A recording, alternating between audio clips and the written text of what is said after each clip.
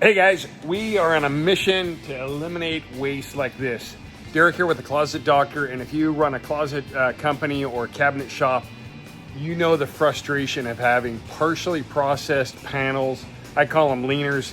They're crap leaning up against the wall because it's good, but you don't know what to do with it and how you can get rid of it. Today I'm going to talk to you about the plan that we're in the early stages of implementing and eliminating waste. Right now, about 90% of the work that we are doing is white material. And so we want to eliminate the waste that we have, how much stuff we're putting in the dumpster, how much partially processed stuff. So let me walk you through here on the whiteboard what we're doing and show you some more stuff. This is our super duper whiteboard plan. It's the Closet Doctor waste reduction plan. So our first thing is we want to put less money in the garbage and more in our pocket. And our goal is to have no partially processed panels. And is what that means, that we either have finished goods for inventory for future use, or you put it in the trash. There's no in between, and I'll show you how we're gonna handle that. And we're gonna start that, one of the things we're gonna do is we're gonna start that in the design process, what we call smart design.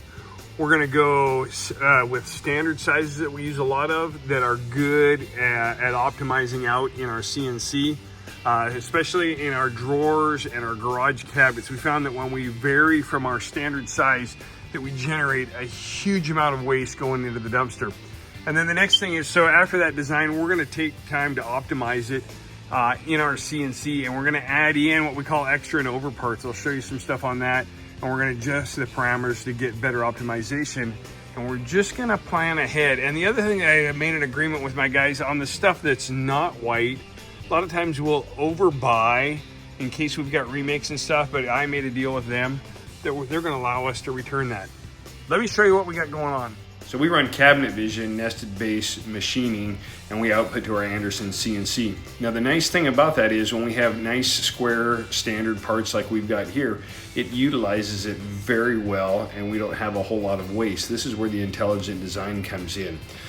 We also get oddball sizes and things in there, and the nice thing about the nested base is it will place those parts throughout the sheet to where that you can get the most parts on a sheet and get the best yield.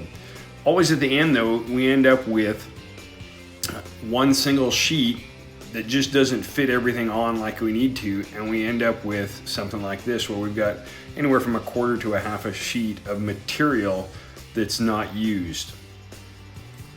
We've determined that we've got some stock sizes that we will always be using. So what we've done is we've added these into our part library in Cabinet Vision, and we add these before we output it to the machine. We can go ahead and tell it to run what we call an overmake of a certain quantity. We'll put in 25. And so what we've done here is we've added a standard garage cabinet shelf and a standard 14 by 24 inch closet shelf into the nest, and it adds it into the part list here at the bottom. Now you can see these same two sheets before that had wasted space on it.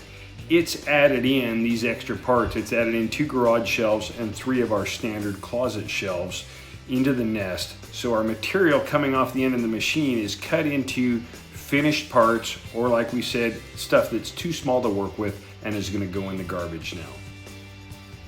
By taking a little bit of time on the pre-production side, when we're optimizing and designing, we're able to put all of that stuff into the nested base materials where it just comes off.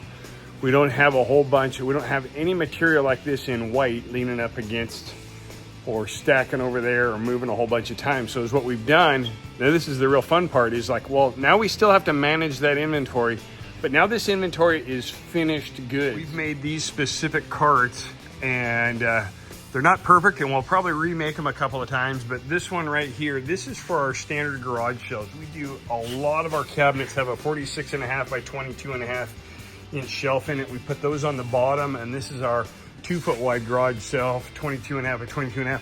We've got that right there.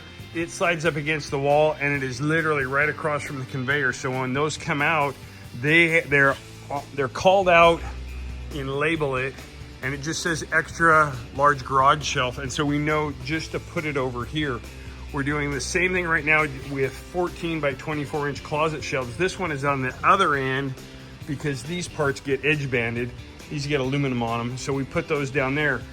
We're doing the same thing with our drawer parts with our 5/8 material, is we're running standard parts. When we run a sheet, we run a full sheet of standard parts because we get the best optimization out of it, which then leads to the next thing that we can do. This is our drawer build cart.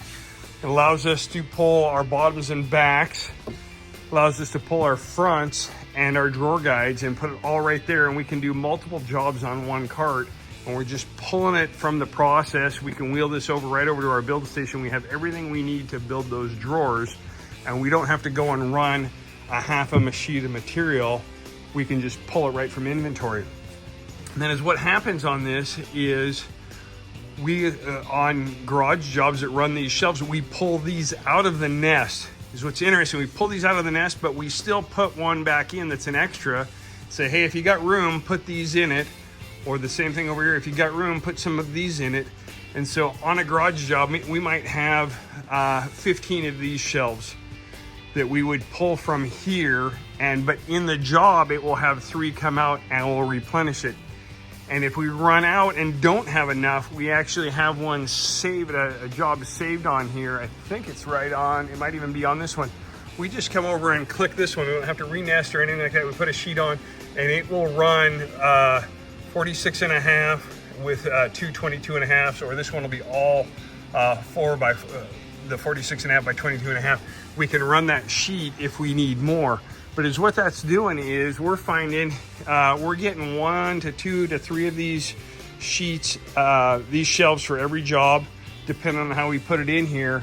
And this is just a couple of days worth of work. Is what that means now. On, if we're going to pull 15 shelves from here, say we're going to pull 8 from here, that's 2 sheets of material that we don't have to run in that job, which is going to save us about 20 minutes of run time.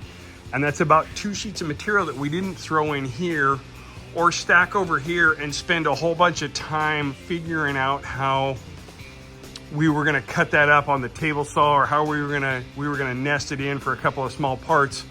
And then the other thing we can do, if we need to do, as an example, if we've got a job and we need to remake a shelf similar to the size of this, instead of putting a full sheet on, we'll come over and grab a garage shelf and we'll run a remake of a sheet, just like one of these guys right here. If we needed to remake one of these, instead of utilizing an entire sheet, we'll come over and we'll pull that out and we'll just run that one garage shelf and use it for optimization there. So really, really fun. We're having a good time on it. The next step after we fine tune this and get this running in process is how we're going to sort our products down on this end. We used to never label anything. And then I was at a closet show one time and a guy told us, he says, yeah, each section, if it's 2 shelves, we wrap them together and we label it and it says what cabinet number that is. And that way when we bring it in, we know exactly where to put it. So we're spending all this time down here putting labels on every piece of material that comes off of there. And then we're spending time and we're sorting it down here by the labels, and then we're bringing it over here and we're wrapping it, we're banding it for each individual section. And what we found out is, and then at the job, the guys spend 20 minutes peeling labels. So why do we need to label everything? If we know what room it goes in and we have, for example, all 14 24-inch shelves, we got 20 of those. Instead of bundling it in 3 or 4 bundles, we'll bundle all the adjustable shelves in one, all the fixed shelves in another, and we say these go into the master. And our guys are smart enough to figure it out. And so that's our next one we're working on, is how to reduce the amount of labels that we're putting on cabinets and reduce the amount of labels that we're taking off of cabinets and still saving ourselves time. So this is good. It's a really fun project. Everybody's really excited about it. What's great is our designers have seen how they can participate in leaning out the waste. Our guys in the shop are working on it, like, hey, how can we make this better?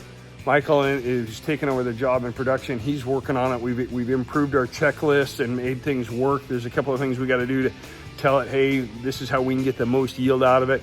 I'm excited. It's funny. The garbage is a game for me. I would love to have a shredder, the chipper that chops everything up. But the best thing that it could ever do would be save me garbage money. I'm not going to have a chipper that's going to chip up melamine and I'm like, yeah, I bought this chipper for 25 grand and it makes me 50 grand a year. No, the most it's going to do is save me on dump, and I still got to get rid of it. still got to dump it. So I haven't done that yet. I haven't pulled the trigger on that, but that's what we're doing. It's fun. Like and subscribe. I got more stuff coming.